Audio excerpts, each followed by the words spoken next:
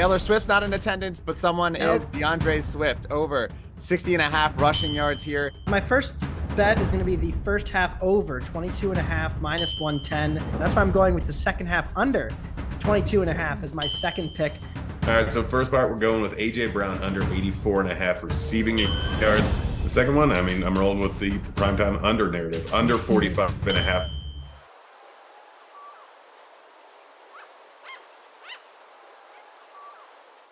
Welcome into Action Island, presented by FanDuel, alongside Charlie DiSturco, Simon Hunter, Grant Nieper. I'm Megan Payton. Hey, we got to celebrate this Monday with a win from last week. The crew hit the Monday night parlay. It was Chiefs, Eagles. It was DeAndre Swift over. It was second half over. It was AJ Brown under. The team also went 5-1. Simon, big shoes to fill joining in on the Monday night show. We got to get another win today. Action Island is presented by FanDuel. Bet $5 on any money line. Get $150 in bonus bets if your team wins. This is for new users in Arizona, Colorado, Illinois, Indiana, Iowa, Kansas, Kentucky, Louisiana, Maryland, Massachusetts, Michigan, New Jersey, New York, Ohio, Pennsylvania, Tennessee, Virginia, West Virginia, and Wyoming. Terms and conditions apply. Must be 21 or older. Gambling problem? Call 1-800-GAMBLER. An NFC North battle tonight. It's Bears at Vikings. Vikings -3, total at 43.5. I'm all over Vikings. I'm hoping our parlay can kind of, correlate to that. But you guys are the experts here. This is how Action Island works. If you're new, Charlie, Simon, and Grant will present two different bets. We're going to vote one on, vote one off. You'll have a 3-leg same-game parlay at the end of this. Justin Jefferson still out. Josh Dobbs coming in looking great. Kirk Cousins was playing last time these two teams faced each other earlier this season. Justin Fields got hurt in this game. I see a big Minnesota game. Charlie, what are we looking at for the two bets for this first leg? Yeah, so the last time that we were on for the Vikings, it was Vikings-Niners, and I gave out a backup running back over rushing yards. Well, let's do it again. Ty Chandler over 30.5 rushing yards. It's a shared backfield in Minnesota now. I think it kind of, Vikings Twitter's called for it. And Alexander Mattison, aside from last week, has really struggled. And I think it's a good sell high spot on that running back Mattison. He's had 45 or less rushing yards in the 5 weeks prior to last week's 81-yard gain. And Ty Chandler, we saw with the fake punt. We just saw in general, as he's gotten the work without Cam Akers, he's explosive. And he's averaging just about 4.6 yards per carry if you don't count that fake punt. And he gets a Bears team that, yes, they've been decent of late against the run, but they are 20th in PFF rush defense grade. And Minnesota, they're top 10 in run block. So I trust Ty Chandler here. Action Network projects right around 9 carries and 36 yards. I think that that's even being generous, or I guess being light on what he is, because I think that this is a 10+ carry game for him. And like you said, you like Minnesota. Well, this is a way to keep it on the ground. While they're ahead, they go to the Chandler. They go to a guy that has explosiveness, who's rushed for 10+ yards on multiple carries. So 10+, 30.5, 33.5, whatever it is, Ty Chandler rushing yards over. I love Ty Chandler. If I'm the Minnesota Vikings, I'm making him RB1, but he's really stepped up as a great RB2. He's not afraid to break through tackles. He's the kind of guy that gives this offense a little bit more complementary football. They can throw the ball with Jordan Addison. He stepped up well. Josh Dobbs has been running the ball really well. They kind of need that solid running back. And Ty Chandler, I think this is a really good buy low spot on him. That's the first option. Where else are you looking at for this first leg? All right, let's stick with the backup running backs here. Let's go Roschon Johnson over receiving yards. With Deonta Foreman's injury, I think that one area where Roschon Johnson can really make his name for him is in the receiving game. And you look at with Justin Fields under center prior to his injury, Roschon Johnson was over this number in 3 of 4. He had 35 against Green Bay and 10+ against Tampa and Kansas City. The only time he went under this number against Denver. Well, without Deonta Foreman, it's going to be a near 50-50 split. Last week, we saw Roschon have about 25 snaps, Khalil Herbert around 32. I think he's the ground and pound guy, Khalil Herbert, and Roschon's the guy that's going to be third down and a finesse back. Minnesota's a blitz-heavy defense. They do a lot of zone. They do a lot of cover 3. So I think that's a great opportunity for, high percentage looks underneath. Give it to Roschon Johnson, let him kind of operate, and, maybe some Justin Fields scrambles as well. But I like Roschon Johnson to get over this number here. Game script with Minnesota ahead figures that there'll be a little bit more dump off opportunities, and Roshan is explosive. So one catch, I think, is all he needs here to go over this number. Agreed. Roshan Johnson's that physical back. He can get a couple yards after contact. He's physical. He's going to be used, I think, a lot in short yardage, third down situations. Check it down to him, get those extra yards. We're seeing his role emerge as Foreman's been out. Herbert being that kind of RB1 at the time being, but I see those carries going up and I see the targets going up in the receiving game. So I like that, especially if you can get it to like 7.5, 8.5 mark. Okay, two options for the backup running backs for the first leg of Monday Night Football. Go with Ty Chandler over his rushing yards, or we can go with Rashawn Johnson over his receiving yards. Let's vote.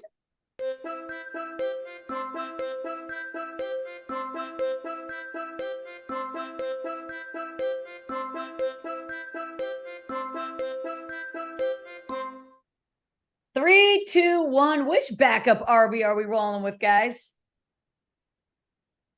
Oh, you both say Johnson? All right. Okay. Ty Chandler out. That's fine. But if you want to make it on the side or add it on as a fourth leg, I really do like Ty Chandler. Roshan Johnson over his receiving yard line, getting it in single digits is key here. Simon, what was your thought process on Roshan instead of Ty? Yeah, it's really playing the number in the spot. And the fact that the Bears have shown they don't mind going with the hot hand. So the fact that he could get locked in there, especially in a 2-minute drill, if they have the Bears have the ball and they're trying to drive and score before half or at the end of the game, which we do think they will be in those positions because it's not like this team ever plays with a lead. So they're the kind of team that you expect that the opportunity should be there, especially in one screen pass. They can hit this over. I just thought the number is a really good number just because, like he said, he's coming in for a guy who's hurt. You know, early in the season, Roshan was getting a lot of touches. We've kind of seen that dwindle because of injury. Now he's back fully healthy. So I'll take advantage of that low number and get the value on it. 100%. He didn't have any receiving yards last week, but prior to that, he went over this number the last 3 weeks. So I like where we're going there. Grant, what was your thought on Roshan Johnson and why'd you choose him over Ty Chandler? I mean, he's gone over this number, 6 times in 10 games, 9 games? I can't remember how many he's played, but he's been hitting a pretty solid clip. With Fields in there, he's hit it a really solid clip outside of last week. They're trailing most likely in this game, 3-point favorite. So, I mean, it's not guaranteed, but decent chance of it. No Foreman in there. It's been weird with Foreman. Like, he was inactive for the first few weeks of the season. And then they're like, even when Herbert and Johnson came back, it's like, all right, Foreman, still going to use him a ton. Mm-hmm. He's out in this spot. So now it's basically a carbon copy of what we saw the first 3-4 weeks of the season with Johnson and Herbert in there. And Johnson, he's going to get a few dump offs. And again, trailing should get even more. Numbers just a little bit too low. I like the Ty Chandler thing, but I've sworn off betting any Vikings running back the rest of the season. Just never get them right. Fair enough. Reminder, the Vikings blitz at the highest level in the NFL, which is even more of a reason to go with the receiving yards of a running back because they're going to be under pressure. Fields is going to need to get the ball out quick, and Roshan Johnson might just be that guy. That's going to be the first leg, Johnson over his receiving yards. Simon, where are we looking for the second leg? Going chalk. Usually I go dogs, but this year's been weird. The favorites have been covering, so I'm going to keep riding the trend. I think this week our guy Evan gave us the historical numbers.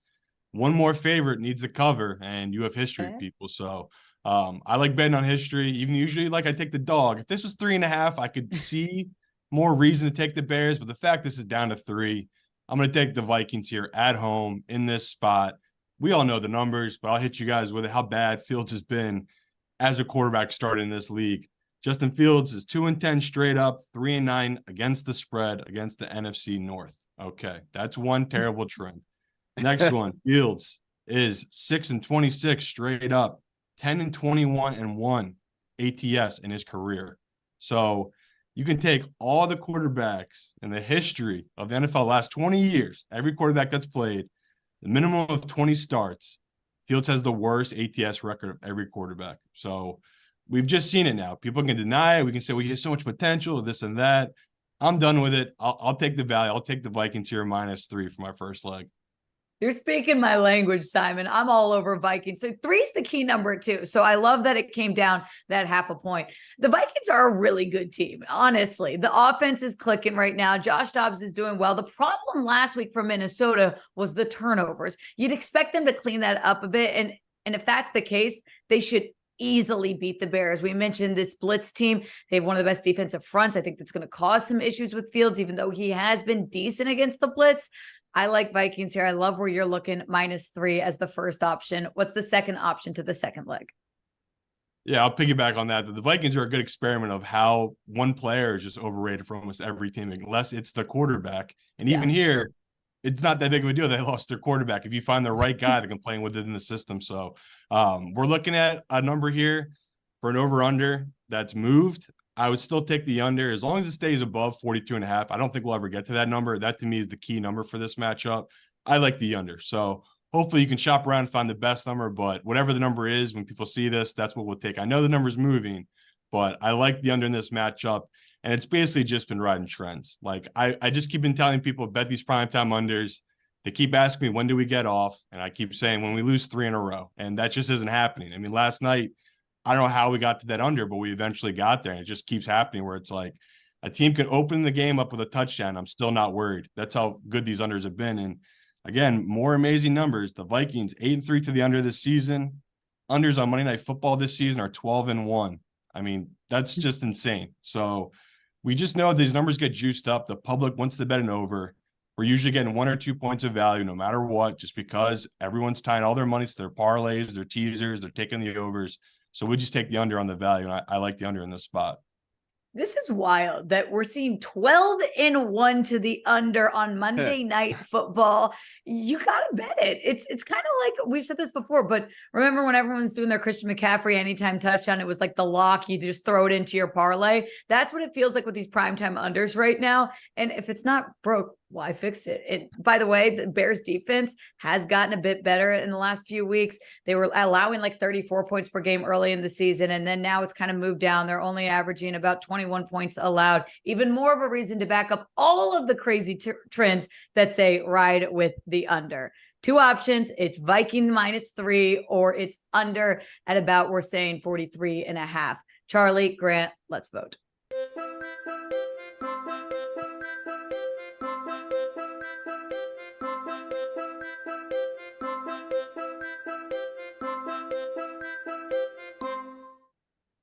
Three, 2, 1. Is it Minnesota or is it the under? Oh, we all agree. Vikings. Charlie, you are on an art kick as of late. Look at that. That's actually really impressive. How long did that take? Like 15 minutes. Did you do it? Did you do it during the show or did you do it before? I may have been drawing a Vikings logo in the works before. You may have been teaming up with Simon. You might have known that one was coming. Okay, I like it when we're all in agreement. It's a good juju here. We love the under. It kind of seems crazy to not throw it in here. At the same time, the Vikings have shown to be a good football team. -3 is a really good number to get it. Charlie, why were you looking at Vikings instead of the crazy trends that say go with the under? Yeah, I can't, like, Grant can't figure out a Vikings running back. I can't figure out this Dobbs team right now. Like I bet against him and he ends up winning. He ends up covering. And so I'm just going to ride with the trends here.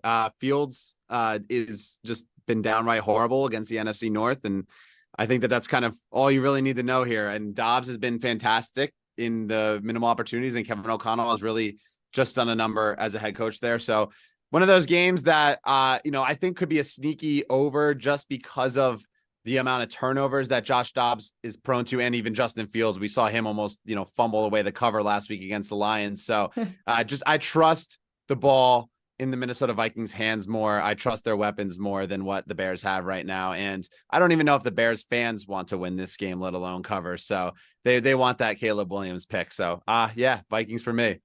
Bears might get 1 and 2 picks at this point. I mean, my God, not to get off topic, but the Panthers are about to just send them to Caleb Williams. They can keep winning and do whatever they want. I agree with you, though. It feels like we could get like a last minute, field goal that sends us to the over. It just feels like a bad time to throw in the under, even though everything tells us to do it. So I'm with you, Vikings -3. Grant, why were you looking that way instead of looking at the under? Dobbs is good. Fields is bad. Like it's kind of like this game's being played. This game's being played over in Minnesota. You look at the offenses. Clearly, the better offense is the Vikings. You look at the defense. Clearly, the better defense is the Vikings. You look at the quarterbacks.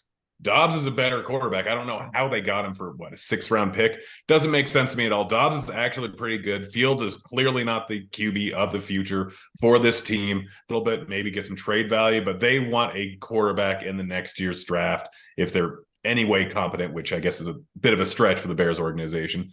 But Vikings are the better team with pretty much every single area of the field. And we're getting 3 points when the game's in Minnesota. I don't understand it at all. Vikings are the clear better side of this. I really like it. Okay, I'm with you. And when I saw this line, I thought, okay, there must be something that I'm missing here because I don't understand the Bears hype. I'm sorry. I don't understand. I understand Justin Fields came back and got a bit better, but it's the Bears. They are struggling immensely. And now they're going to play a Minnesota team that's really hot. Lost last week, but you expect this to be a great bounce back spot for the Vikings. I'm with you guys. We got Vikings -3 as the second leg. Grant, where can we look at for the third leg? All right. So the first one I've got Justin Fields over rushing yards. I got it like 52. It's all the way up to 57.5, 58.5. I can't remember what it is, but I am just all over this bet. I actually bet the alt line all the way up to 100. I don't mind going up to plus to 120 plus. I bet him to have the most rushing yards in the game. Fields is going to go nuts in this spot. 18 carries last week for 104 yards. Game he got injured, 8 carries for 46 yards, only played half. For that, 11 for 57. He's basically playing the same he was the second half of the last season when they just let him run. They tried to turn him into a pocket passer at the beginning of the season. Did not make sense at all. Worked out terribly. Last year, 9 out of the last 10 games, he hit the over at this number. He was averaging 85 yards a game, I think, the last 10 games of the last season. There's no reason to think that they're not just going to let him do that again. He's very good on the ground. He's not a very good passer. He's probably not going to be a very good passer for a while. So they're going to let him run like they have the last 3 weeks, where he had 37 carries in 2.5 games, or not the last 3 weeks, last 3 games he's played in. I don't understand this at all. I think he's going to rush the ball 15, 18 times. And the fact that they're 3-point dogs, which it probably should be more than that, likely going to be trailing. He's going to get some design runs. He's going to just run when he can't find anything. I don't understand this. I love every single rushing line, alt line, everything on this. And I don't understand why the books haven't caught on to this recent trend. That's why it's moving up. So if you're hearing Grant now, go get it at whatever number it is. He had 104 rushing yards last week. I like your point because I do feel like this Bears organization now is just like, hey, we tried to make him a good pocket passer. We thought that we could slow down, him running the ball, kind of turn him into down the field. And it's just not working. Like, they're moving off of Justin Fields next year. So at this point, it's just like, hey, do what you can do. And that's run the ball. I like that option, especially we got to throw in some Bears here, even though we like the Vikings. What else are you looking at for the third leg? Strangely enough, another Bear, even though I don't like the Bears. But DJ Moore has been targeted a ton by Justin Fields. I mean, first week he came in only 2 targets, but since then, 7, 6, 9, 10, and then had 9 in the last game against Detroit with Fields back in there. Like, Fields is only throwing the ball 30 times maybe a game, and DJ Moore's getting like 30% of that most weeks.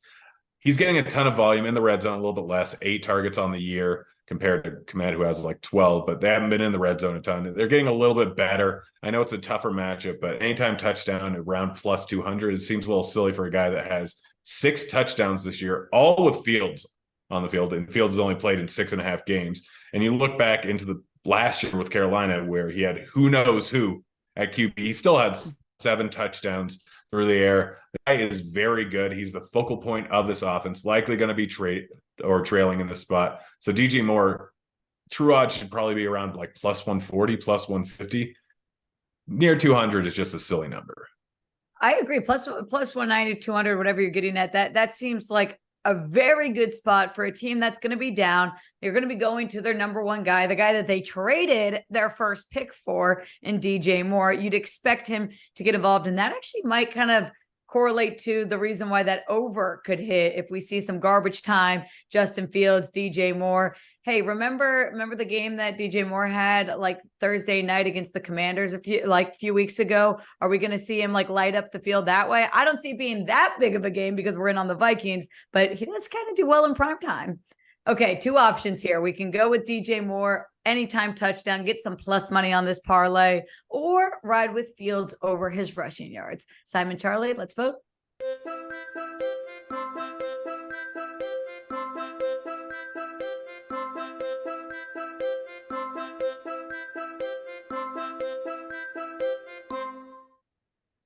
Three, two, one, the final leg of this parlay. What is it going to be?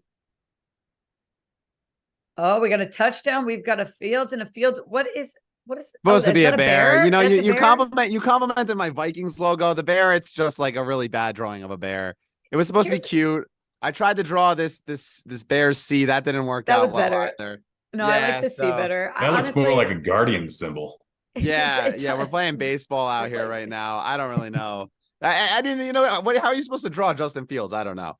I don't know, but I will say I like the skull better, and I feel like that was harder. So maybe we just need to take it back to the drawing board for the Bears. All right, we are rolling with Fields over his rushing yards.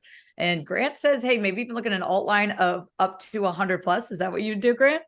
Yep, I think I got it plus 800s at like plus 600 right now, and I still think that's a bad line. I mean, he did it 4 or 5 times last year, or since the beginning of last year. Just bad odds. Yeah, I mean, I love it. And as you mentioned, this line is moving up. So get it if you can at 57, 58, wherever you're seeing at. Charlie, why did you like Fields instead of DJ Moore?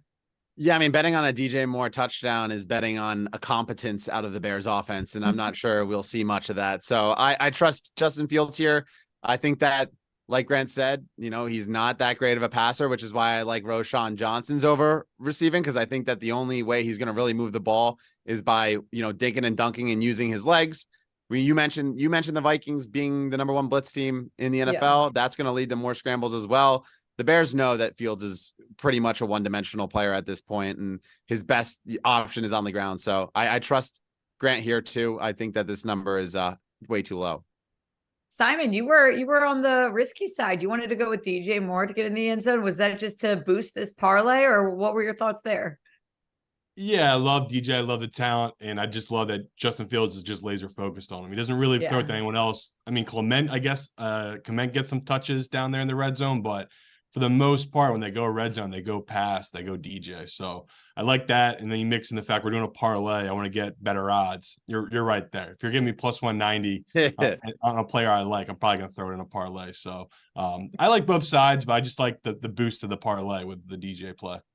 I'll say this. I kind of like that as a separate bet too. We're not throwing it into this parlay. So you could either add it on as a fourth leg. We say that all the time. Create your own from the bets that are being presented, but it's definitely a good one to have on its own at nearly plus 200. Okay, Charlie, Simon, and Grant, we're going to recap our parlay, but first we got to check in with Darren Ravel. What's going on? What are the people betting on, Darren? Megan, first of all, since no one has done this, I need to do this. The Bears are who we thought they were. Yes. To the late Dennis Green, I had to use that line. Okay, this is what the peeps are betting on. Justin Fields to score first touchdown, that's plus 900. Joshua Dobbs to score anytime touchdown, that's plus 190. And as you guys were talking about, DJ Moore over 4.5 receptions, minus 188. Honestly, I'd rather get that number to 5 or 5.5, and minus 188 is a tough number. So, but hey, people think he's still going to go ham. So that's the top 3. Hey, well, I mean, there's still people that have a little bit of hope on the Bears. We're not going to completely dog them. I do ask you, do you think Eberflus is fighting for his job tonight? It just depends on if they want to cut him. If they want to cut him now, they can cut him. Absolutely. If it does anything to fire him now, if they think, what's it going to lead to? That's always the question. It's crazy. We're at that time of the year. Frank Reich fired earlier this morning. It is time where the teams that are getting good, and the bad teams are getting bad. All right, we got to recap. Why not keep an incompetent coach in there to get the first overall pick just after the season? Yeah, they got to ride him out. I don't know how I feel about the mid-season firings. I got to be honest. I think, especially in this case, you're right. What would be the point of trying to bring in someone else? It's not like they're having locker room issues. I know I'm not on camera right now, which is it. But I would say that a lot has to have. It's all about the temperament of the owner. So David Tepper is someone who is used to dealing with the stock market. He's going to be more impatient. The Bears are run by, the McCaskey family. They are the most patient of anyone. So a lot of it just has to do with the style of ownership and how impatient the people who are paying the money are. 100%. The Bears organization, very respected one that would be a great coaching opportunity if that did come up. For now, though, we talk parlays because even if the Bears aren't winning, we're going to find ways to win and get you some money. Thank you, Darren. Let's recap what we got going on. We're going Roschon Johnson over his receiving yards. Parlay that with the Vikings -3, and then Justin Fields over his rushing yards. You add this up together on FanDuel Sportsbook, you're getting it at nearly +500. Now, of course, I got to add in a bonus bet. I'm looking at Josh Dobbs. I'm going over his rushing yards at about 35, 34 and a half. He's killing it. He's gone over this in 4 of 5. He's moving well. He's moved a lot and scrambled more with the Vikings than he did with the Cardinals. I see him using his feet tonight against the Bears. Charlie, Simon, Grant, are we feeling good about this one? Can we go back-to-back Monday night? Simon's got to get his first win under his belt, so we're getting one. Hey, I know this isn't the show, but Simon says he's joining us. We got good luck going on. Monday Night Football, Bears, Vikings. Thank you all for being with us. We'll catch you here next time on Action Island.